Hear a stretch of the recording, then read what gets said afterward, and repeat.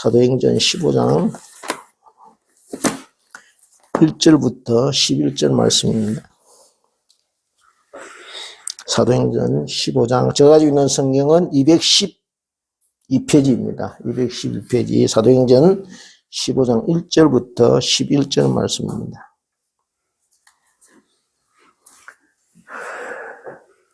예.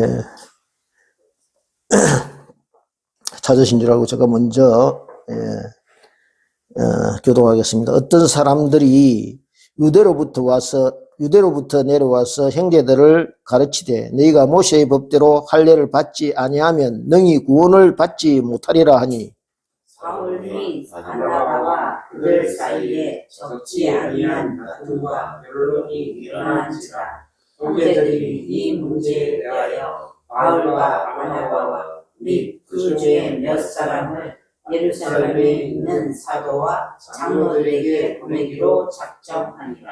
그들이 교회의 전송을 받고 베니게와 사마리아로 다니며 이방인들이 죽게 돌아온 일을 말하여 형제들을 다 크게 기쁘게 하더라.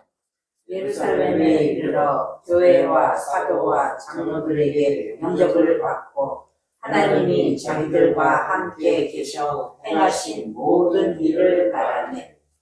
바리새파 중에 어떤 믿는 사람들이 일어나 말하되 이방인에게 할례를 행하고 모세의 율법을 지키라 명하는 것이 마땅하다 하니라.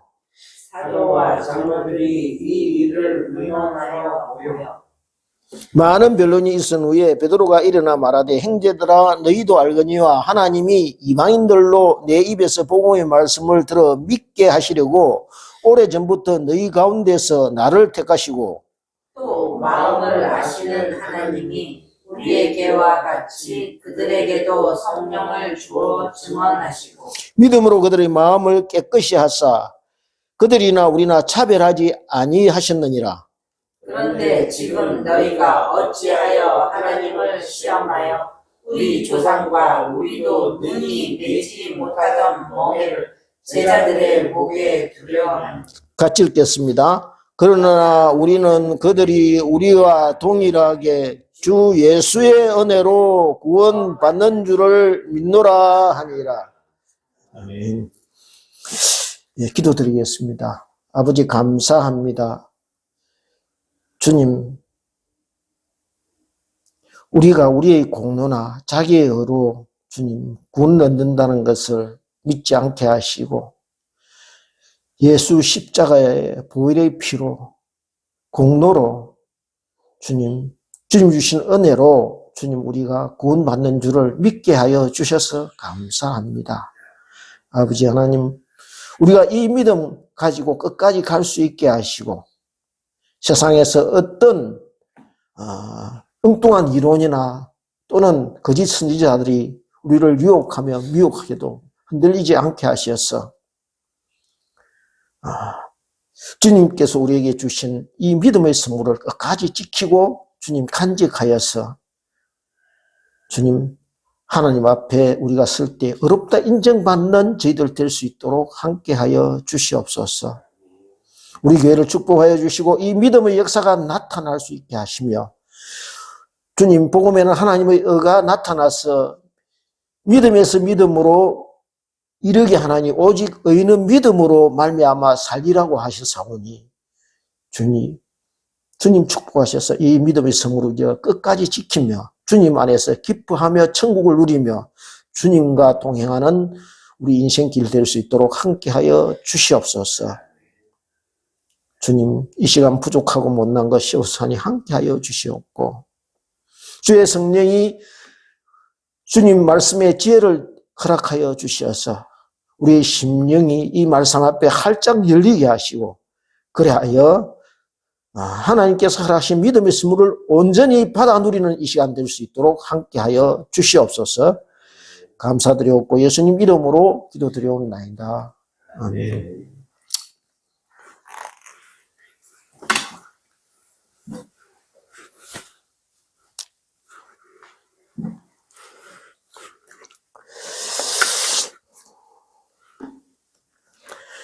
예, 누가는 사도행전 13장부터 시작해서 이후에 이렇게 그가 쓴 기록들을 통해서 각종 어려움과 위험과 고난 속에서도 바울과 이 바나바가 가는 데마다 교회를 개척하고 또 복음이 확산되는 이런 놀라운 기적의 역사를 가져오게 됐다고 이렇게 소개하고 있습니다. 그러니까 소아시아 여러 지역에 이렇게 선교 여행의 열매로 이방인 교회가 이렇게 생겨나게 되었다는 것입니다. 그리고 이들이 돌아와서 이제 안디옥 교회, 그들을 파송한 안디옥 교회, 이방인 교회, 그러니까 참 아이러니한 것이요. 이 땅에 이방 지역의 교회를 개척하고 선교사를 파송한 교회가 모교회인 예루살렘 교회가 아니고 이방인 교회가 선교사들을 파송했다는 것이죠. 그래서 이 바나바와 바울이 1차 선교 여행의 결과를 그들을 파송한 안디옥 교회에 되돌아와서 이제 선교 사역을 보호하게 됩니다. 그러니까 교인들이 한결같이 힘을 얻고 또 하나님께 감사하게 됩니다. 왜냐하면은 이들의 이 선교 내역을 보고받은 이 교회가 드디어 이방인 선교에 대한 문이 활짝 열렸구나.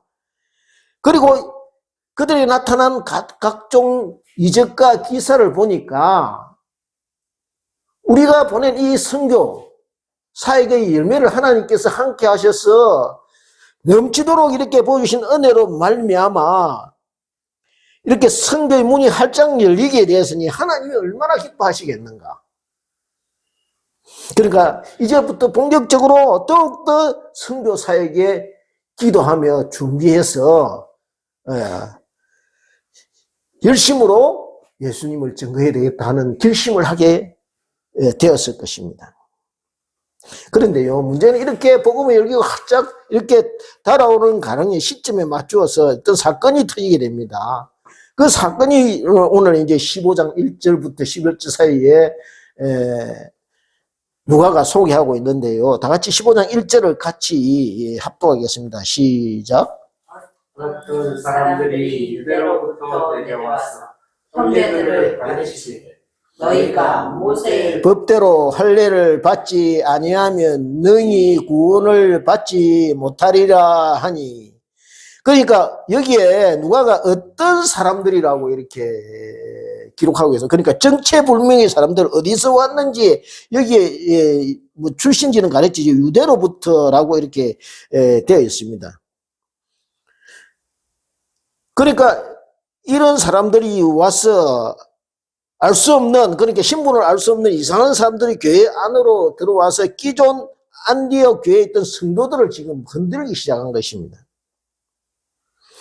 여러분도 알다시피, 저와 여러분이 알다시피 안디옥 교회는 이방인들이 세운 교회입니다.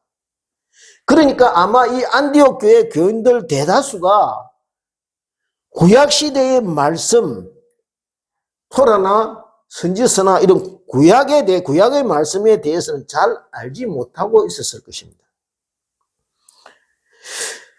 그래서 언제나 항상 말씀에 대한 어떤 갈증을 느끼고 있었을 것입니다. 그죠? 그렇지 않겠습니까? 오늘날처럼 아무데나 가서 이렇게 성경을 마음대로 구할 수 있는 것도 아니고, 그렇다고 그 당시에 뭐 신약 성경이 이렇게 나와 있던 것도 아니고, 기껏해야 예수님에 대한 행적을 사도들을 접촉한 그런 사람들을 통해서 간접적으로 들었거나, 또는 구약 성경에 나와 있는 선지서를 통하여 예수님에 대한 그런 기사를 보게 되었을 것입니다. 그런 예수님에 대한 기록들을 이제 접촉하게 되었을 것입니다. 그런데 그런 구약 성경마저도 제대로 잘 풀어서 설명해 줄 수 있는 그런 사람들이 별로 없었다는 것이죠. 그래서 예수님을 믿고 영접하였지만은 항상 어떻게 성경을 좀 더 제대로 알았으면 좋겠다 하는 것은 이런 갈증 같은 것을 느끼고 있었다는 것이죠. 그런 차에 새로 교회에 들어간 사람 중에 몇 사람이 이 성경을 잘 풀어서 설명하고 정말 제대로 된 해석을 한다 싶은 사람을 만나게 되었다는 것입니다. 그러니까 마치 사막에서 오아시스를 만난 것처럼 이렇게 반가웠을 것입니다. 왜냐하면 한 번도 이때까지 자신들이 들어보지 못한 그런 말씀이거든요. 그런데 문제는 이들이 안디옥 교회 교인들이 이때껏 한 번도 들어본 적이 없는 할례에 대해서 지금 설명하고 있다는 것입니다.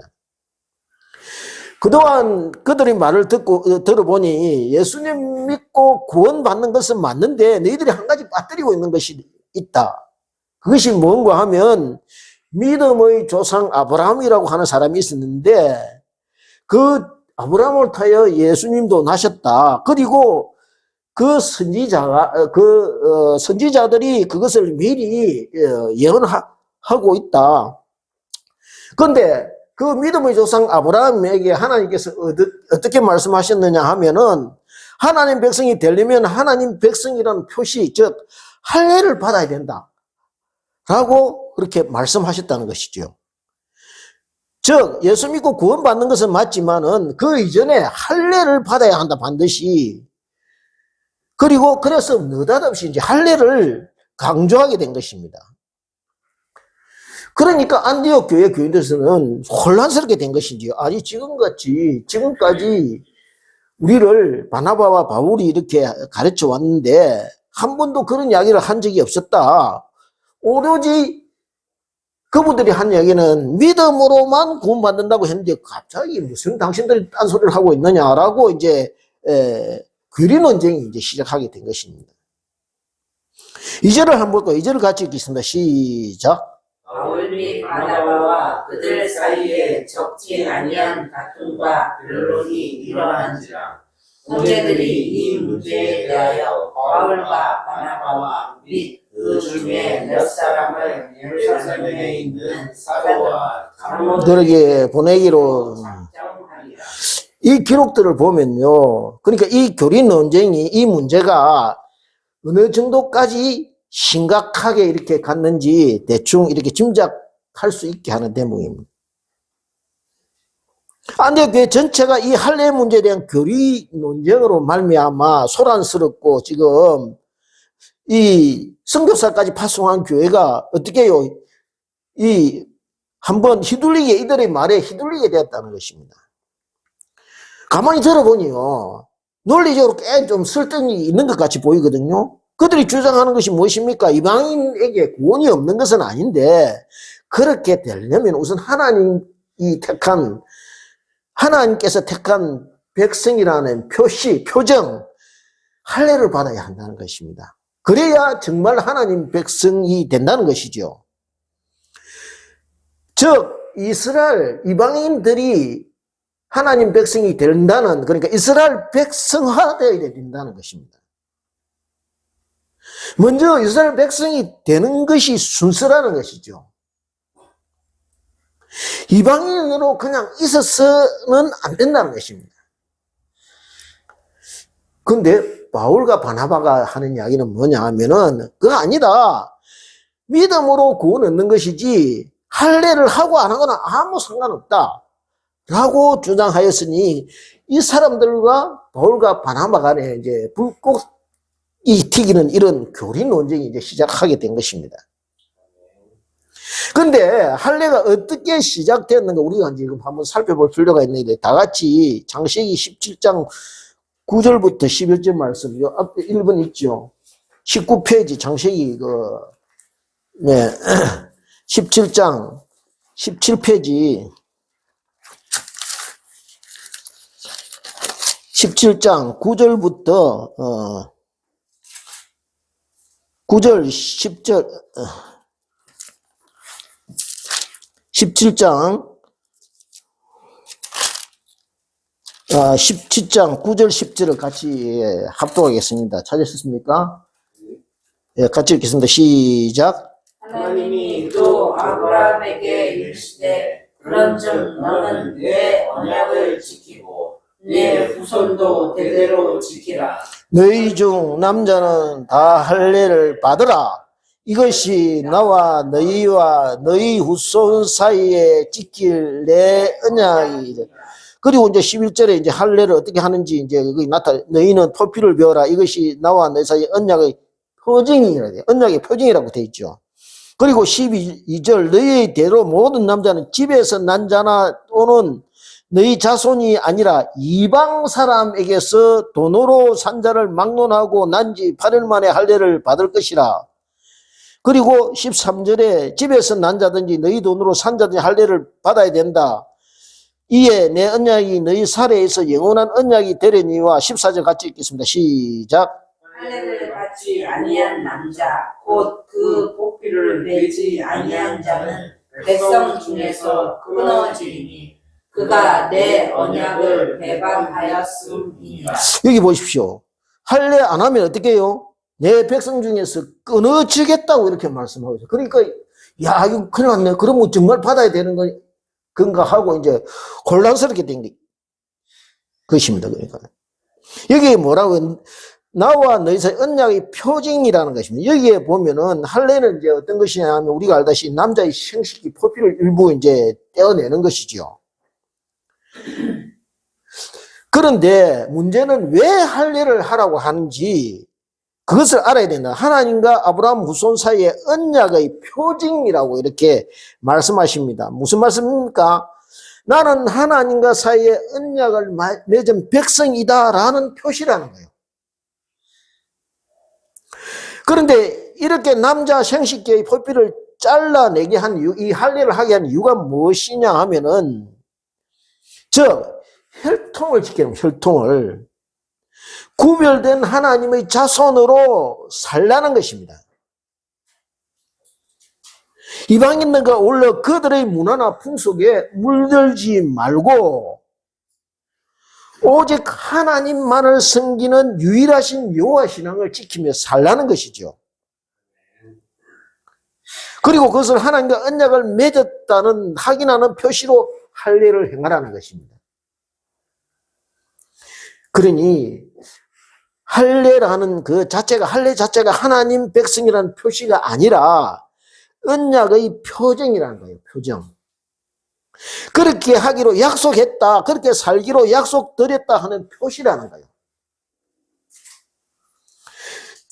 그래서 이 할례를 표시를 볼 때마다 어떻게 하겠습니까? 내가 하나님과 약속했지. 하나님 백성답게 살기로 약속드렸지 하며 깨닫게 된다는 것입니다. 요즘으로 치면 세례와 같은 것이죠. 오늘날 치면은 세례 받았다는 것이 바로 그것 아니겠습니까? 나는 하나님 백성이다 하는 표정 아닙니까? 그죠? 그런데 이 할례를 가지고 구원 받았느냐, 그렇지 않느냐 하는 심각한 구원 문제로까지 이제 비약하게 된다는 것입니다. 그래서 이렇게 시끄럽다 보니까 마침내 이 안디옥 교회가 예루살렘 교회로 대표들을 보내서 이제 학답을 이제 받아오게 합니다. 이게 정말 구원 문제하고 이게 상관이 있는 겁니까? 할례 안 받으면 구원 못 받게 되는 겁니까? 하고 이제 더 근위 있는 상부기관 모교회로 이제 보내게 된다는 것이죠.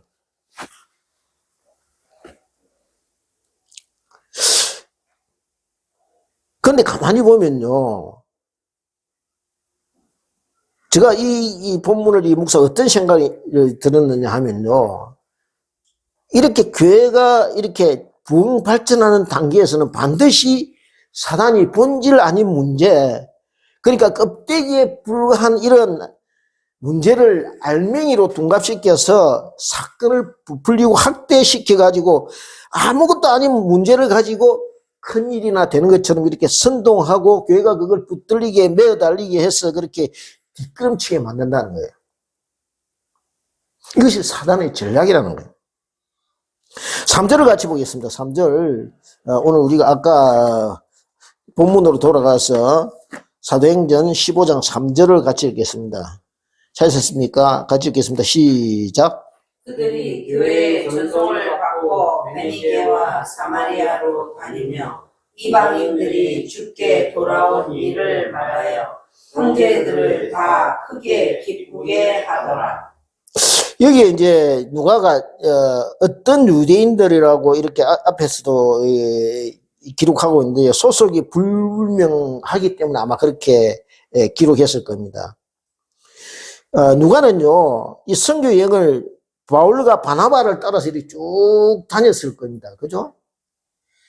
그런데 그렇다면은 대부분 그 지역의 교인들이나 자기가 개척했으니까 교인들이나 안 그러면은 예루살렘 교회도 몇 번 있다가 왔으니까 다 알고 있을 겁니다. 소속을.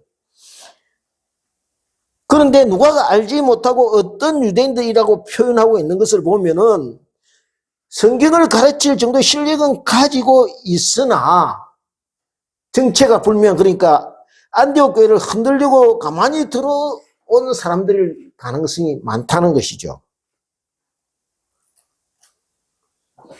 그렇습니다. 이렇게 예수 그리스도의 교회 자체를 흔들리는 세력이 존재한다는 거예요. 오늘날 우리 신천지나 뭐 여호와의 증인 또 뭐 하나님의 교회 같은 이런 거짓 선지자들의 무리들이 많다는 것이죠.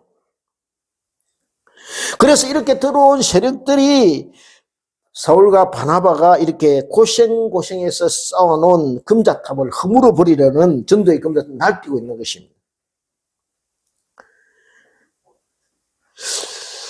그런데 여기에 보니까 바울과 바나바가 지금 어디로 가고 있습니까? 예루살렘 교회로 이 질문에 대한 답을 구하기 위해서 가고 있는 중인데도 불구하고 할례에 대한 논쟁으로 지금 올라가고 있는 중인데 그렇다면 빨리 가서 답을 받아와야 되는데 그렇지 않고 어떻게 합니까? 가는 도중에 베니게와 사마리아 교회를 들러서 갑니다. 그리고 그들이 이제 선교 여행에 갔다 온 그 선교 내역들을 그 교회에 보고합니다. 그러니까 이미 그 당시에 이 베니게와 사마리아 교회가 있었다는 거죠. 그죠? 빌립 집사님이 그 사마리아에 가서 이제 그 교회를 개척 안 합니까? 그런 교회가 있었다는 거예요. 그래서 사역을 보호하고 하나님께서 그들과 하신 함께 하신 은혜에 대해서 증언하고 있는 것을 우리가 볼 수가 있습니다. 여기에 뭐라고 되어 있냐? 기뻐하더라. 그래야 되는. 크게 기쁘게 하더라. 이렇게 되어 있습니다. 그렇습니다. 저와 여러분의요, 기쁨이 무엇이냐는 거예요. 돈이 많아지는 것입니까? 아니면은 저와 여러분이 더 젊어 보인다는 것입니까? 아니면 건강해 보인다는 말입니까? 어떤 소식 때문에 여러분이 기뻐하고 즐거워하느냐는 것이. 자녀가 꿈꾸던 대학에 들어갔다는 것, 성공했다는 것, 그런 소식을 듣고 기뻐합니까? 그런데 이들이 지금 이 사람들이 이방 지역에 있는 교회, 베니게와 사마리아에 있는 교회 무슨 소식 듣고 기뻐합니까? 이방인들이 예수님 영접했다는 소식이 그들이 기뻐합니다. 복음이 이방 땅에 전파됐다는 소식에 그들이 다 같이 기뻐합니다. 그렇습니다. 이같이 주님의 기쁨이 저와 여러분의 기쁨이 되기를 원합니다. 주님이 원하시는 것을 품고요, 저와 여러분이 기도할 때 곧 주님의 기쁨이 우리의 기쁨이 되는 줄 믿습니다.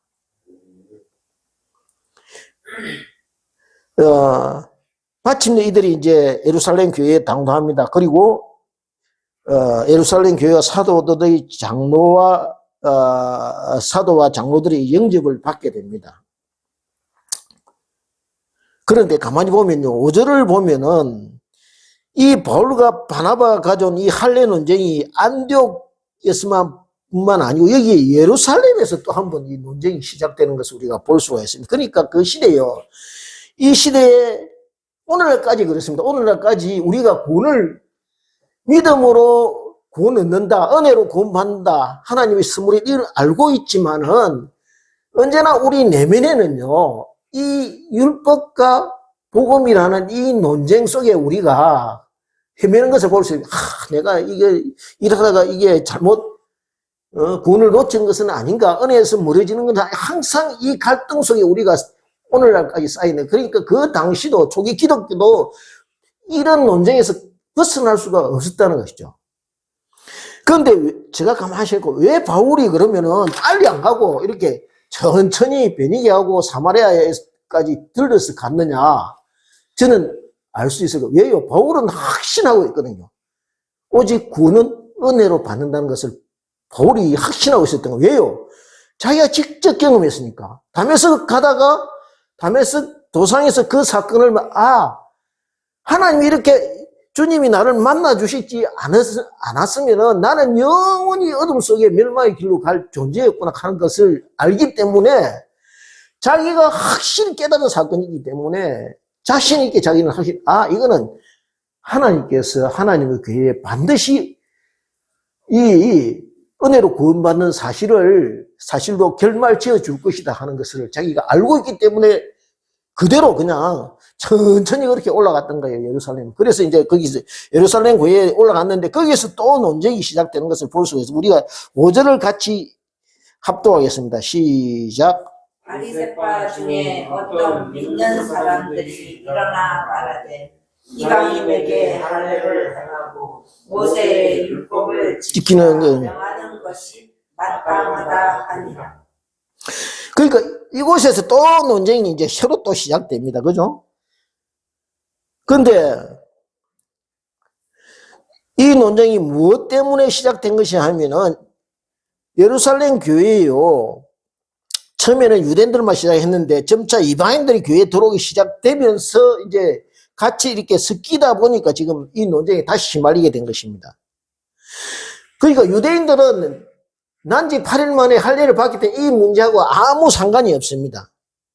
그리고 어릴 때부터 율법에 대한 가르침을 받기 때문에 이 율법 실천하는 것이 몸에 배어 있습니다. 그런데 하나님을 알지 못하던 이방인들이 교회에 들어오게 되니까 할례니 율법이니 하는 문제가 지금 부딪히게 된 것입니다. 그 유대인들은 여전히 율법적인 사고가 그 프레임이 딱 지금 갇혀 있는 것이에요. 그러니까 우리처럼 이방인도 마땅히 할례 받고 율법 지켜야 된다고 할례와 율법을 강조하게 된 것입니다. 여러분 생각해 보셨어요. 나는 하루 종일 노임 받아가지고요 열심히 일해서 한 10만 원짜리 물건을 샀다고 합시다. 그런데 가만히 어떤 사람이 나중에 몇 개 남으니까 다 끝나고 모르게 지금부터는 공짜입니다. 다 받아가세요 하는데 받아가면은 여러분들 어떻겠습니까? 기분이 나는 하루 종일 고생해서 이걸 했는데 저 사람은 그냥 이런 불공평한 데가 있어. 그렇게 생각 안 들겠습니까? 이 유대인들도 마찬가지예요. 마땅히 율법 지켜야 된다 하고 놀 수밖에 없는 것입니다. 예루살렘 교회가 논쟁에 참가하자 베드로가 일어나서 자기 의견을 말하는데 그것이 7절부터 11절 사이에 있습니다. 그리고 이제 7절 우리 같이 한번 볼까요? 7절 같이 읽겠습니다. 시작. 많은 변론이 있는데 베드로가 일어나 말하되 형제들아 너희도 알거니와 하나님이 이방인들로 내 입에서 복음의 말씀을 들어 믿게 하시려고 오래전부터 너희 가운데서 나를 택하시고. 그리고 이제 8절에 보면 이제 쭉 11절까지 이 논 계속되는데요. 이 베드로의 말이 계속되는데요. 그리고 보면은 8절에 보면은 나를 택하시고 또 마음을 아시는 하나님이 우리에게 같이 그들에게도 성령을 주어 증언하시고 믿음으로 그들의 마음을 깨끗이 하사 이렇게 되어 있습니다. 즉 율법을 지킴으로 깨끗해지는 것이 아니라는 것입니다. 내가 하나님의 말씀을 지킴으로 어렵다 함을 받는 것이 아니라 예수 그리스도를 믿음으로 죄 씻김을 받게 된다는 것이죠. 그의 은혜로 깨끗하게 된다는 것입니다. 율법 준수가 저와 여러분을 깨끗하게 하는 능력을 가진 것이 아니라는 것입니다. 그래서 그는 그들이나 우리나 이방인이나 그리고 유대인이나 차별하지 아니했다고 그렇게 말씀하고 있습니다. 10절을 보면요. 그런데 지금 너희가 어찌하여 하나님을 시험하여 뭐라고 합니까? 베드로가 지금 뭐라고 합니까? 할례와 율법을 지켜서 구원받는다고 주장하는 것은 하나님을 시험하는 것이다. 이렇게 말씀하고 있는 것입니다. 왜요? 예수 그리스도의 보배로운 피가 하나님이 자기 아들을 죽여서 그것으로 우리가 그것을 믿으면 구원 얻는다고 했는데 그렇지 않고 그걸 놓고 율법 지키고 할례 받아야 내가 천국 간다고 하는 것은 어떻게 해요? 그 아들의 하나뿐인 독생자의 죽음을 헛되게 만드는 것이라는 거예요. 예. 그래서 하나님을 시험한다고 지금 말씀하고 있는 것입니다. 그래서 우리 조상과 우리도 너희 매지 못하던 멍에를 제자들의 목에 두려느냐? 그는 지금 이들이 주장하는 할례와 율법 지키는 것을 뭐라고 부르고 있어? 멍에라고 부르고 있어. 멍에. 뭡니까?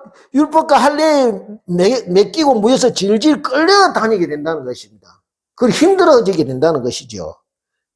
기쁨이 없다는 것입니다. 안식과 힘이 없다는 것이죠. 예수님은요, 정작 요한복음 8장 32절에서 뭐라고 하냐면 너희가 진리를 알지 진리가 너희를 자유롭게 하리라 이렇게 말씀하셨습니다. 그죠? 그러니까 그리고 예수님 뭐라 합니까? 내가 곧 길이요 진리요 생명이다 말씀하셨죠. 그러니까 진리이신 예수님 믿고 영접하면 모든 것이 해결되고 이 멍해가 아니라 자유롭게 되는데 지금 이들은 이제 거꾸로 이야기를 하니까 그게 아니라는 거예요. 그래서 우리 조상과 우리도 능히 매지 못하던 멍에를 제자들의 목에 두려느냐 하고 말합니다. 그렇지 않습니까? 이스라엘 역사가요, 율법과 할례가 없었습니까? 있었지만은 나라 전체가 망했습니다. 그죠? 지킨다고 지키고 했지만은 지킬 수가 없었습니다. 그죠? 그래서 이스라엘이 망했어요. 유다가 망했어요. 절단났어요. 포로가 되고 다 끌려갔어요. 못 지켰는데 그것을 다시 지키려 하느냐 하고 지금 베드로가 지금 그렇게 꾸짖고 있는 것입니다. 왜냐하면요, 베드로가 이것을 직접 경험했기 때문입니다. 그가 요파 해변에 있는 무두장이 시몬의 집에 있을 때 기도하러 이제 제구시 기도하러 올라갔는데 지붕에 이제 기도하러 올라갔는데 기도 중에 한상을 보게 됩니다. 우리가 잘 알듯이 그 한상을 보는 도중에 보자기 하나가 하늘에서 싹 내려오는데 그 중에 날짐승, 길짐승, 네발가진 짐승, 뭐 쏙된 짐승, 정한 짐승 다 같이 그 했는데 음성이 들려와서 베드로야 잡아 먹으라 그러는 거예요. 베드로가 뭐라고 이야기합니까? 쏙되지 않은 것을 내가 먹은 적이 없습니다. 그렇게 하니까 하나님 쏙되게 했는데 네가 왜 쏙되지 않다 하느냐라고 하면서 다시 이제 올라갑니다. 그러는데 조금 있으니까 고넬료가 보낸 하인들이 옵니다. 와서 고넬료 우리 주인이 한상 중에 주님이 나타나서 말씀하는데 저 옆에 있는 시몬에게 가서 말씀을 좀 전해달라고 청해라 라고 이제 말씀. 그래서 이제 가게 되죠. 그래서 가서 말씀을 전하는데 그 고넬료 가정에 친지들이 다 모여있는 가운데 성령 세례가 주어집니다. 그것을 보고 이방인들에도 구원이 있구나 라고 자기 인식이 지금 바뀌게 되죠. 그러니까 그 당시에 뭐냐면은 유대인들은 어떤 편견이냐, 이방인들의 심한 개돼지. 그러니까 같이 상종하고 식탁에 앉아서 안 될 그런 사람들로 이렇게 생각하고 있었던 것입니다. 그런데 그 편견이 깨져버린 거지. 그러니까 이방인에게 구원은 없다라고 생각했는데 그 이방인들에게도 구원이 있다는 것을 베드로가 깨닫게 된 거예요. 그래서 이제 지금 그것을 이야기하고 있는 것입니다.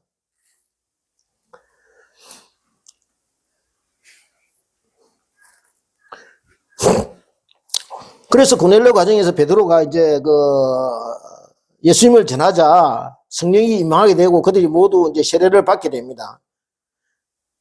이 고넬료 가정의 일을 지금 베드로가 이렇게 이야기하고 하나님께서 이방인도 구원하시기로 작정하셨다고 그들에게 이제 말하고 있네요. 그리고 그러면서 그는 여기에게 율법과 할례를 멍에라고 그렇게 말하고 있는 것을 우리가 볼 수가 있습니다. 그렇다면 예수님은 이 율법과 할례에 대해서 어떻게 말씀하고 계실까? 우리가 한번 찾아보겠습니다. 마태복음 11장 28절부터 30절입니다. 이게 마태복음 17페이지요. 신약성경 17페이지지요. 마태복음 11장, 우리가 잘 아는 구절입니다. 그죠? 마태복음 11장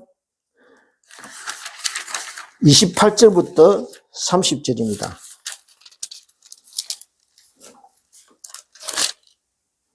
(28절부터) 우리가 앞에서 찬양했죠. 앞에 우리 예배 시작 전에 찬양했습니다.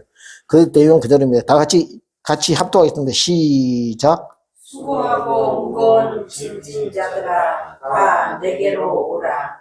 내가 너희를 쉬게 하리라. 나는 마음이 온유하고 겸손하니 나의 멍에를 메고 내게 배우라. 그리하면 너희 마음이 쉼을 얻으리니 이는 내 멍에는 쉽고 내 짐은 가벼움이라 하십니다. 그러니까 예수님이 이 말씀은요, 율법이 명예가 되어 있는 사람들, 율법을 지켜야 어렵다 함을 받는다고 여긴 사람들, 그러니까 율법을 지켜야 구원을 받는다고 이렇게 그것이 구원의 길이라고 이렇게 생각하는 사람들, 그 사람들에게 율법이 구원이 아니라 명예요, 짐이라는 것입니다. 그래서 율법이 짐이 되어 있고 멍에가 되어 있으니 어떻게 해요? 안식이 없고 쉼이 없다는 것입니다. 생각해 보십시오. 율법 온전히 지킬 수 있습니까? 100% 율법 지킬 수 있는 사람 아무도 없습니다. 그런데 못 지키는 걸 지켜야 한다고 하니 그것이 멍에라는 것입니다. 그래서 그게 질질 끌려 그게 짐이 된다는 것이죠. 여기 29절 보면요. 29절 마태복음 11장 29절 나는 마음이 온유하고 겸손하니 라고 이렇게 되어 있습니다. 그러니까 이걸 되짚어 이야기하면은 내가 스스로 멍에를 매겠다는 말은 온유하지 못하고 이 율법을 지키겠다는 것은 온유하지 못하고 겸손하지 못하다는 것이죠. 그렇지 않은 사람이 어떻게 율법을 이렇게 다 지킬 수 있습니까? 예수님 뭐라고 했습니까? 여자를 보고 어떻게 해요? 음욕을 품는 자마다 어떻게 이미 간음하였다고 되어 있습니다. 그죠? 그리고 형제를 미워하는 자마다 어떻게 해요? 살인한 자라고 해요. 눈이 범죄하면 어떻게 해요? 찍어내버리라고 합니다. 손이 너로 범죄하면 어떻게 해요? 찍어버리라고 합니다. 누가 이 말씀을 감당할 수 있겠느냐는 거예요. 도저히 안 된다는 거죠. 그러니 짐이고 멍에라는 것입니다. 그래서 예수님은 저와 여러분에게 다 내게로 오라고 합니다. 예수님께로 오라는 것입니다. 내가 스스로 제 문제를 해결하겠다는 것입니다. 그러니까 우리 스스로 제 문제를 해결할 수 없다는 것입니다. 그런데 예수님께 오면 길이 열린다는 것입니다. 예수님께 와서 예수님의 멍에를 메고 예수님을 배우라는 것입니다. 그러면은 어떻게 안식과 쉼을 얻게 된다는 것이죠. 제가 말씀드렸다시피 한번 저도 말씀드렸어요. 이스라엘 멍에는요 쌍멍에입니다. 이렇게 길게 있으면은 이 멍에 소가 두 마리 들어갑니다. 여기 들어가면은 소가 두 마리 나면은 이 두 마리 들어가는데 이 한 마리 소는 어미소, 주로 어미소나 좀 일을 잘하는 유능한 소. 한 마리 소는 어떻게 해요? 새끼 소나 좀 약한 소, 일을 좀 제대로 못한 사람, 이제 좀 일을 배워야 할 소. 이런 소를 같이 였습니다. 그러니까 예수님 말씀은 지금 내가 그러니까 주로 일은 누가 합니까? 어미소가 합니다. 어미소. 그러니까 이 소는요, 어미소가 하는 대로 그냥 따라가면 되는 것입니다. 그것을 지금 예수님이 말씀하시는 것입니다. 너희들이 모든 죄짐은 내가 온전히 지고 갈게. 그러니까 너희들은 내가 하는 대로 그냥 따라오기만 하면 된다. 그것을 예수님이 말씀하고 있는 것이에요. 그래서 어떻게 합니까? 30절 보여. 30절 같이 볼까요? 이는 내 멍에를 싣고 내 짐은 왜요? 예수님이 다 져주시니까. 그래서 무겁지 않다는 것입니다. 도저히 감당할 수 없는 무거운 저와 여러분의 죄의 짐을 예수님이 대신 져 주신다는 것이죠. 그래서 주시기 때문에 예수님 멍에 안으로 그냥 들어와 함께 있으면요, 그 이유 때문에 예수님이 너희 짐을 너희가 졌다고 내가 인정해 줄게 라고 말씀하시는 것입니다. 그런데요, 이런 사람에게, 구원받은 사람에게 이게 예수님의 피 공로로 믿고 그 은혜를 구원받은 사람에게 나타나는 딱 것인데, 그것이 뭐냐 하면은 온유와 겸손이라는 거예요. 온유와. 왜요? 예수님께 배웠기 때문에, 온유와 겸손을 배우기 때문에, 같이 멍에 안에 들어가 있기 때문에. 그래서 온유하고 겸손한 태도가 필연적으로 예수님 구원 안에 들어가 있는 사람은 나타나게 되어 있다는 거예요. 그 모습이, 그 태도가 드러나게, 스스로 드러나게, 예수님 닮아 있는 그 온유와 겸손의 모습이 드러나게 되어 있다는 거예요. 이제 5절을 한번 보겠습니다. 5절을 보면요, 어떻게 되어 있냐면, 바리새파 중에 어떤 믿는 사람이 말하되라고 되어 있습니다. 그러니까 이 사람들이 할례와 율법을 거론합니다. 그죠? 생각을 해 보십시오. 이렇게 교회에서 공개적으로 할례와 율법을 말하는 사람들이 율법을 대충 지킨 사람들이겠느냐는 거예요. 할례파 교인들 보고 그냥 잊지 못하고 이처럼 지적할 정도가 되었다면은 자기 나름대로 하나님 잘 섬기고 있다고 자부하였을 것입니다. 이 사람들이. 그런데 무엇이 문제입니까? 잘 믿는 것은 좋은데요, 자기 신앙을 다른 지체들과 비교하고 정죄하는 것입니다. 자기 성전을 열심히 짓다 보니 정작 자기 심령 안에 지어야 될 예수님이 계시할 성전은 준비되어 있지 않다는 거예요. 그저 자기 일을 열심히 완성해 보겠다고 발버둥 치다가 주님 은혜를 잊어버리고 만다는 것이죠. 누가복음 15장에 보면요, 탕자의 비유가 나옵니다. 그러니까 둘째, 우리가 알다시피요, 둘째가 유산 받아서 먼 나라에 가서 다 탕진합니다. 그리고 어쩔 수 없이 다 까먹고 아버지 집으로 돌아옵니다. 그런 아들을 보고요, 아버지가 달려가서 어떻게 합니까? 목을 껴안고 반기고 입을 맞추고 그를 위해 잔치를 베풉니다.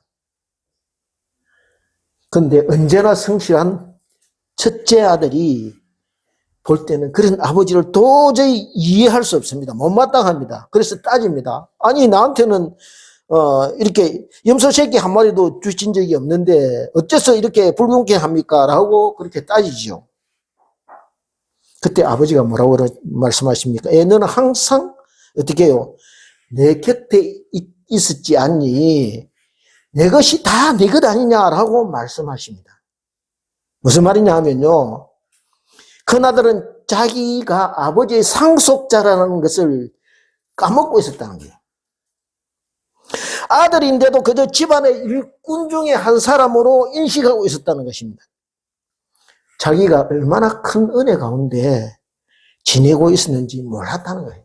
왜요? 아버지와 함께 이때 아버지의 집에 이렇게 어려움 없이 지내고 있었다는 것을 몰랐다는 거예요, 그냥. 그래서 내가 이것도 하고 저것도 했는데 왜 나한테는 이렇게 하십니까? 하고 불평불만하고 비교하게 된다는 것입니다. 그러니까요, 누림이 없었다는 것이요. 천국의 기쁨을 잃어버린 채 하루하루 그냥 언제까지 일을 해야 되나요라고 이렇게 그렇게 버텨왔다는 것이죠. 저와 여러분이 은혜를 잃어버리면 이렇게 된다는 거예요. 이제 본문 11절입니다. 11절을 같이 읽겠습니다. 마지막 절입니다. 시작. 그러나 우리는 그들이 우리와 동일하게 주 예수의 은혜로 구원받는 줄을 믿노라 하니라. 그렇습니다. 은혜로, 예수 그리스도의 은혜로 받는 구원은 선물, 구원은 예수 그리스도의 은혜로 받는 선물이라는 거죠. 찾지는 않겠습니다. 에베소서 2장 8절 9절 말씀입니다. 너희는 그 은혜에 의하여 믿음으로 말미암아 구원을 받았으니 이것은 너희에서 난 것이 아니요 하나님의 선물이라. 행위에서 난 것이 아니니 이는 누구든지 자랑하지 못하게 함이라. 이렇게 되어 있습니다. 믿음이 누구에게서 났다고 되어 있습니까? 사람에게 난 것이 아니고 하나님의 선물이라는 것이죠.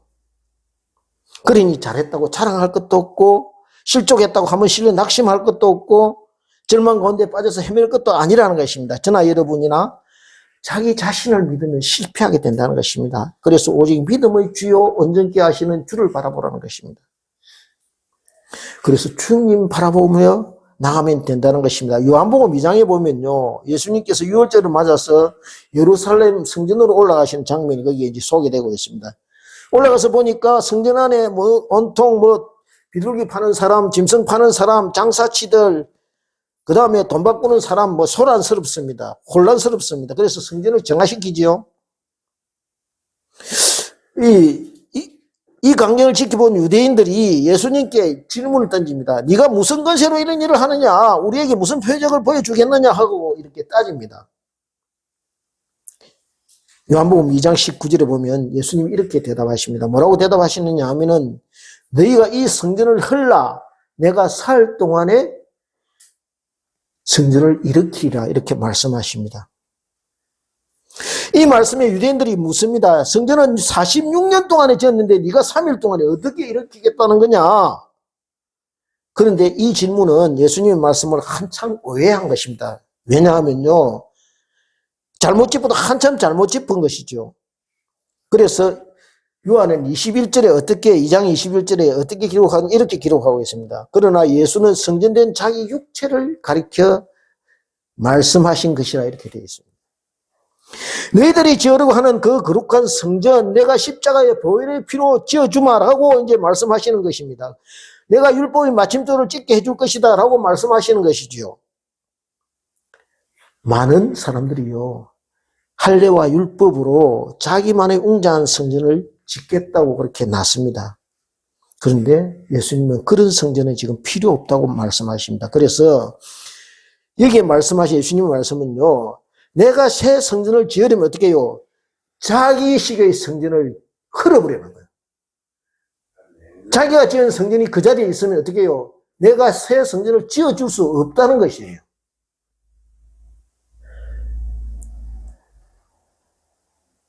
무슨 말씀입니까? 자기가 제일이라는 자기 신앙의 성전, 자기 교만의 성전을 사정없이 허물어 버려야 예수님이 성전이 세워지게 된다는 것이죠. 그러므로 저와 여러분의 내 영혼 안에, 우리 심령 안에 혹시 나만의 성전이 있는 것은 아닌지, 그 성전에 정작 주님이 계셔야 되는데 주님은 계시지 않고 내가 예배의 주인 되어 있고 내가 영광받는 그런 성전은 없는지 하고 살펴보기를 원합니다. 바라옵기는 그런 성전이 허물어지게 하시고 주님이 거하실 영원한 그런 은혜의 성전이 세워지기를 소원합니다. 이제 저와 여러분 이렇게 기도하며 나아가기를 소원합니다. 그래서 저와 여러분이 머무는 자리가 언제나요, 사랑과 인자와 긍휼하심이 넘치는 주님의 얼굴이 항상 우리를 향하여 미소 짓고 지켜보시는 주님이 주인 되신 그런 은혜의 성전 안에 머무는 복된 저와 여러분의 남은 인생길이 되기를 주님의 이름으로 축원드립니다. 기도하겠습니다. 아버지 감사합니다. 우리가 참 자기만의 성전을 그렇게 짓는 경우가 많습니다. 혹시 우리 안에 이렇게 자기 교만의 성전, 자기 믿음의 성전, 주님 자기 행위의 성전이 있다면은 가감히 허물게 하시고 그래하여 우리 안에 참 은혜의 성전, 주님 보혈의 그 십자가의 성전이 세워질 수 있도록 주께서 함께하여 주시옵소서. 그래 우리의 인생길에 언제나 복된 인생길 되게 하시고 주님의 은혜와 사랑과 주님 자비와 긍휼이 머무는 그런 참 성전이 우리 안에 지어질 수 있도록 주께서 은혜로 역사하여 주시옵소서. 감사드렸고 예수님 이름으로 기도드리옵나이다.